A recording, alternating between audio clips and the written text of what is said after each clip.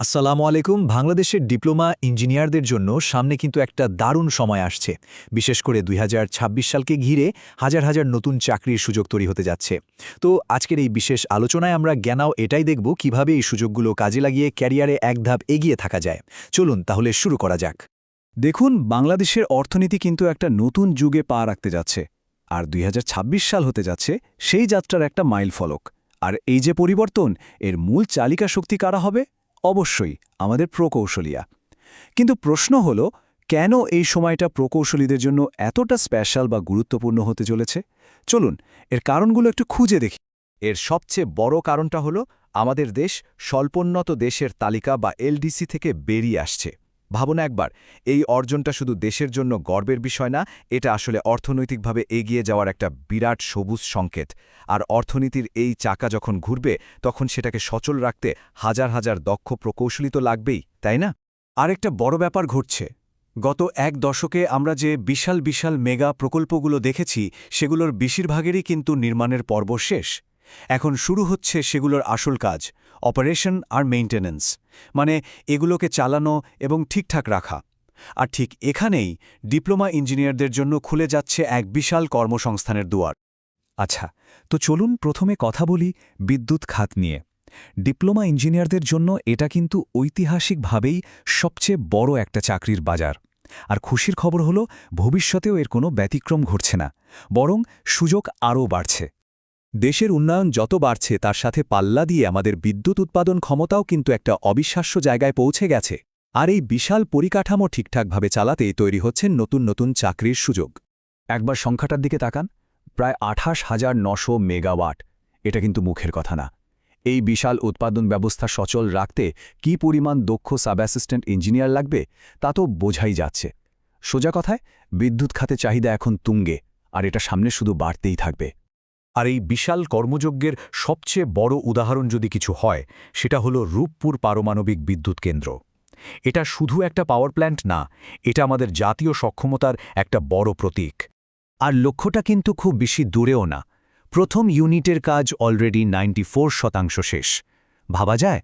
আশা করা হচ্ছে ২০২৬ সালের মার্চের মধ্যেই এখান থেকে জাতীয় গ্রিডের বিদ্যুৎ আসা শুরু হবে। তার মানে কি?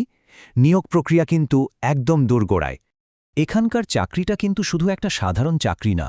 এখানে যারা নির্বাচিত হবেন, তারা রাশিয়ায় গিয়ে বিশেষায়িত ট্রেনিং নেওয়ার সুযোগ পাবেন। এর ফলে তাদের ক্যারিয়ার একটা আন্তর্জাতিক মান পাবে। এটা সত্যিই একটা অসাধারণ সুযোগ। শুধু বিদ্যুৎ উৎপাদন করলেই তো হবে না, সেটা সারা দেশে পৌঁছেও দিতে হবে। আর সেই জন্য power grid company of Bangladesh, মানে পিজিসিবি, দ্রুতগতিতে ট্রান্সমিশন লাইন আর সাবস্টেশনগুলোকে আধুনিক করছে। এতে করেও কিন্তু আরও নতুন নতুন চাকরির সুযোগ তৈরি হচ্ছে। তাহলে কারা নিয়োগ দেবে? দেখুন, পিজিসিবি, বিপিডিবি, আইবি, এমনকি ঢাকা ডিএসসিসিসি ও ডিপিডিসি মতো বড় বড় প্রতিষ্ঠানগুলো এখন নতুন সব প্রযুক্তি নিয়ে কাজ শুরু করেছে। যেমন ধরুন স্মার্ট গ্রিড, আন্ডারগ্রাউন্ড কেবলিং বা স্ক্যাডার মতো অটোমেশন।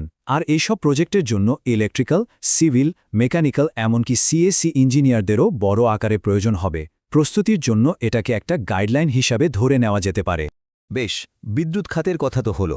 এবার চলুন পরের বড় সম্ভাবনা, অর্থাৎ পরিবহন আর নগর অবকাঠামোর দিকে তাকানো যাক। ঢাকা মেট্রো রেল এখন আর স্বপ্ন না, বাস্তবতা। আর এর নেটওয়ার্ক যত বাড়ছে, সিভিল, মেকানিক্যাল আর ইলেকট্রিক্যাল ইঞ্জিনিয়ারদের জন্য ততই লম্বা সময়ের জন্য একটা স্থিতিশীল ক্যারিয়ারের দরজা খুলে যাচ্ছে। যেমন ধরুন এমআরটি লাইন ৬-এর কথাই। কমলাপুর পর্যন্ত এর সম্প্রসারণের কাজ এরই মধ্যে ৬৭% শেষ হয়ে গেছে, আর টার্গেট হল ২০২৭ সাল। কাজের এই গতি কিন্তু বলে দিচ্ছে সামনে প্রকৌশলীদের চাহিদা কতটা বাড়তে যাচ্ছে। আর শুধু লাইন ৬ না, এমআরটি লাইন ১ এবং লাইন ৫-এর মতো বিশাল প্রজেক্টগুলোর কাজও এখন পুরোদমে এগিয়ে চলছে। এই সবগুলো প্রকল্প মিলে প্রকৌশলীদের চাহিদাকে কয়েক গুণ বাড়িয়ে দিয়েছে। এই প্রকল্পগুলোতে কিন্তু সরাসরি বেশ কিছু পদে সুযোগ তৈরি হচ্ছে। যেমন সাইট সুপারভিশনের জন্য ইঞ্জিনিয়ার লাগবে, আবার ড্রাফটিং আর ডিজাইনের মতো গুরুত্বপূর্ণ কাজেও প্রচুর প্রকৌশলী প্রয়োজন হবে। এবার চলুন একটু সমুদ্রের দিকে তাকাই। আমাদের দেশের বন্দরগুলোর উন্নয়ন যে শুধু অর্থনীতির জন্য জরুরি তাই না, এটা কিন্তু মেরিন আর সিভিল ইঞ্জিনিয়ারদের জন্যও অসম্ভব সম্ভাবনার দরজা খুলে দিচ্ছে। সময়টা একটু খেয়াল করুন। পায়রা বন্দরের যে উন্নয়ন কাজ চলছে সেটা শেষ করার লক্ষ্যমাত্রা হল ২০২৬ সালের জুলাই মাস। তার মানে সুযোগটা কিন্তু একদম সামনেই। এতক্ষণ তো আমরা অনেক সুযোগের কথা শুনলাম, কিন্তু আসল প্রশ্ন হল এই সুযোগগুলো লুফে নেওয়ার জন্য আমাদের প্রস্তুতিটা ঠিক কেমন হওয়া উচিত। চলুন এবার সেই দিকেই মনোযোগ দেওয়া যাক। তবে হ্যাঁ, সফলতার কিন্তু কোনো শর্টকাট হয় না। কয়েকটা জিনিস মাথায় রাখতেই হবে। প্রথমত, নিয়মিত পড়াশোনা চালিয়ে যেতে হবে। দ্বিতীয়ত, নিজের ফিল্ডের যে জরুরি সফটওয়্যারগুলো আছে সেগুলোতে দক্ষতা বাড়াতে হবে। আর সবশেষে, দেশে এবং বিশ্বে কি ঘটছে সেই ব্যাপারে আপ টু ডেট থাকতে হবে। এই তিনটা জিনিসই কিন্তু অন্যদের চেয়ে এগিয়ে থাকার মূল চাবিকাঠি। এই কথাটা সবসময় মনে রাখা দরকার। একজন প্রকৌশলীর ব্যক্তিগত সাফল্য আসলে একটা অনেক বড় ছবির অংশ। একজন দক্ষ প্রকৌশলী যখন নিজের কেরিয়ার গড়েন, তখন তিনি কিন্তু একই সাথে একটা সমৃদ্ধ বাংলাদেশ গড়ার কাজেও সরাসরি যুক্ত হন। তো শেষ প্রশ্ন এটাই, দেশের এই ঐতিহাসিক অগ্রযাত্রার অংশ হতে, এই সোনালী সুযোগকে কাজে লাগিয়ে বাংলাদেশের ভবিষ্যৎ বিনির্মাণে সাহায্য করতে কারা কারা প্রস্তুত? সময় কিন্তু এখনই ভাবার এবং প্রস্তুতি শুরু করার। সবাইকে অনেক ধন্যবাদ।